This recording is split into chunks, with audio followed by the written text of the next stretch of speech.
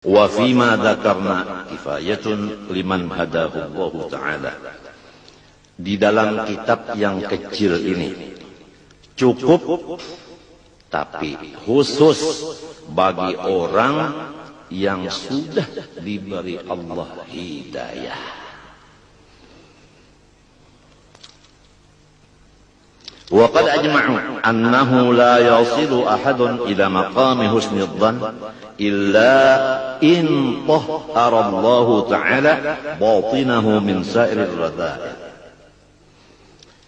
Ulama-ulama ijma' atau sepakat memutuskan bahwa tidak bisa mendapat seseorang makom baik sangka kepada semua orang Islam terkecuali sesudah Allah Ta'ala yang kuasa membersihkan hatinya dari semua sifat-sifat yang keji dan kotor. Jadi terserah Allah aja lagi. Kalau Allah membersihkan hati dari semua kekotoran-kekotoran sifat yang keji itu tadi, nah baru bisa mencapai makom baik sangka kepada semua kaum muslimin. Yang paling berat begini, kalau orang Islam mengerjakan ibadah mudah kita baik sangkanya. Tapi kalau orang Islam ibadahnya koler sedikit, di sini cepat buruk sangkanya kita kepada orang itu. Aduh, orang ini kaya. Aduh, orang ini sehat. Aduh, orang ini sudah punya buyut. Tapi kenapa buang-buang waktu? Ujar hati kita. Kadang-kadang sampai ke lidah. Gara-gara kita buruk sangka. Melihat ibadahnya sedikit.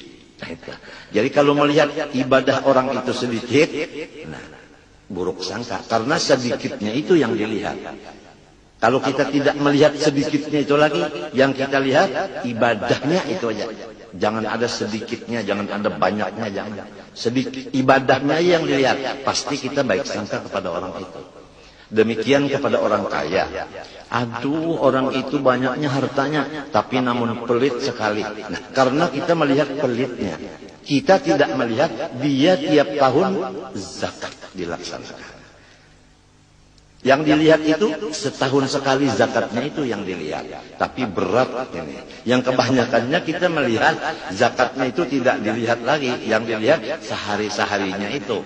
Tidak pernah memberi makan orang, tidak pernah mengumpulkan anak yatim dan sebagainya. Nah, memang kalau Allah belum membersihkan hati kita, begitulah kejadiannya. Terutama di rumah tangga kita, laki istri, mudah-mudahan Allah Ta'ala membersihkan hati masing-masing. Kalau suaminya baik sangka kepada istrinya, maka suaminya untung dan tanda diridhoi Allah. Kalau istrinya baik sangka kepada suaminya, istrinya tanda dibersihkan Allah hati dan tanda diridhoi oleh Allah. Yang penting rumah tangga, bukan yang di sebelah rumah, bukan. Yang penting rumah tangga kita. Karena rumah tangga kita adalah kerajaan kita. Jadi kerajaan kita adalah rumah tangga kita. Ini bagi orang yang punya rumah tangga.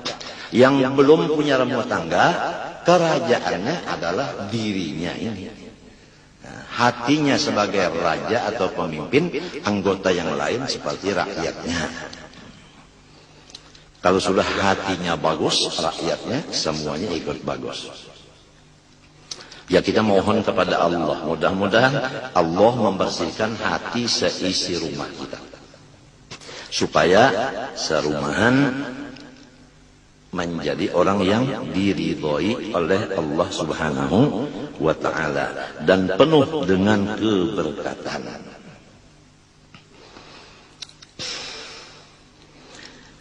Nah, adapun jalan untuk atau adapun ciri orang yang bakal dibersihkan Allah Ta'ala hatinya.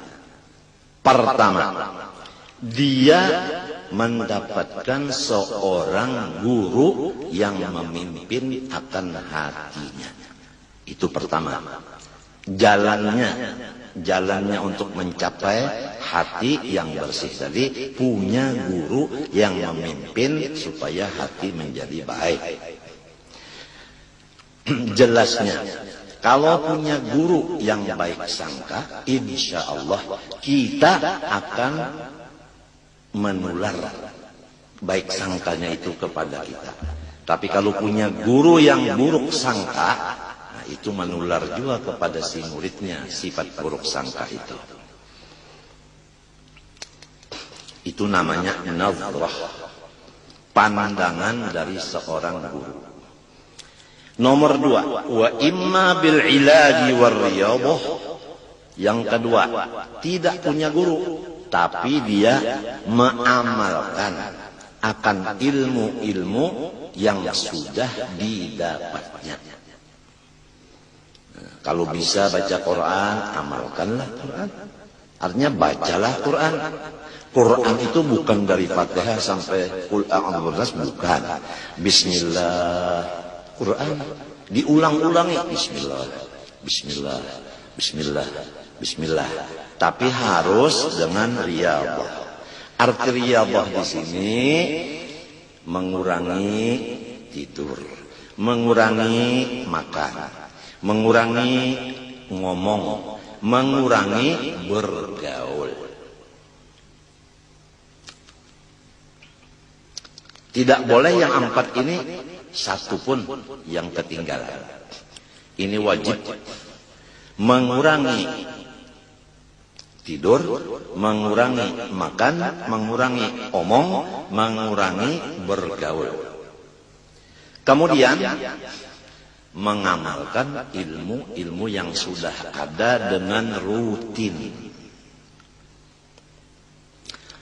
Walaupun belum ketemu guru yang bisa memindah akan sifat hati yang baik sidin itu ke kita. Jadi ada 2 jalan.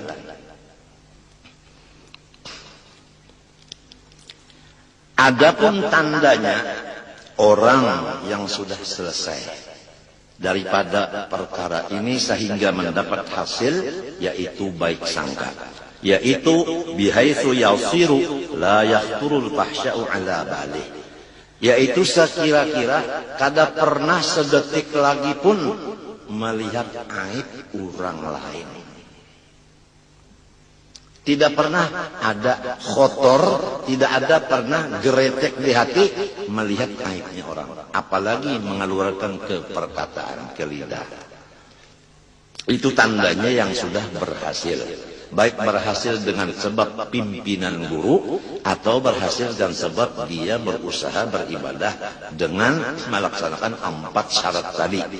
Mengurangi makan, minum, omong, gaul. Jadi itu ada ukurannya. Udah sampai belum? Wa ma dama fi batinihi syai'un min ar-radha'il fal ghalibu su'u dhannihi bin nas. Selama masih ada di hati seseorang sedikit saja daripada sifat yang tidak baik, maka jelas sangka-sangkanya dengan orang lain pasti jahat. Jadi selama ada sifat yang jahat sedikit saja di hati suami, pasti dia buruk sangka kepada istrinya. Demikian istri terhadap suaminya. Demikian adik terhadap kakaknya, kakak terhadap adiknya. Jadi rumah tangga menjadi neraka jahanam, bukan menjadi surga ridwan lagi, bukan. Karena ada satu aja yang belum bersih hati. Tandanya sangka-sangka tidak baik. Nah, kenapa jadi orang buruk sangka kepada saudaranya sendiri? Qiyasan ala ma indahu, karena dia menganggap bahwasanya diri orang yang jahat itu sama dengan aku.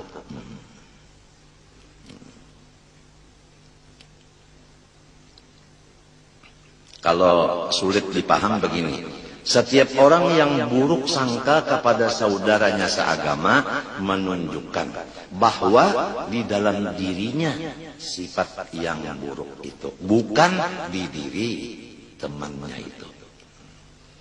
Wa fi hadzal ma'na qala ba'dhum, berkata sebahagian daripada ulama wali, idza sa'a fi'lul mar'i sa'at dununuhu wa sadda ma ya'taduhu min tawahhumi wa 'ada muhibbihi biqawli 'idatihim wa asbaha fi lailin minasyakki mudlimi.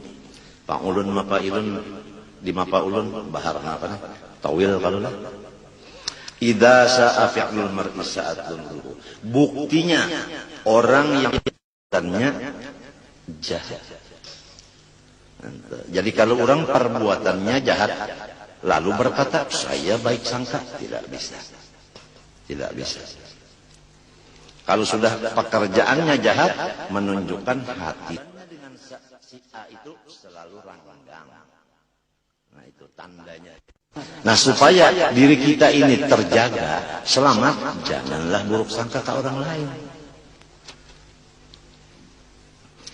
Annal murada bidzalika, maksud dari hadis itu an yu'amilal 'abdu an-nasa wa huwa muhtarisun minhum ka mu'amalati man yusi'u dhanna bihim lal hathu 'ala su'i dhanni.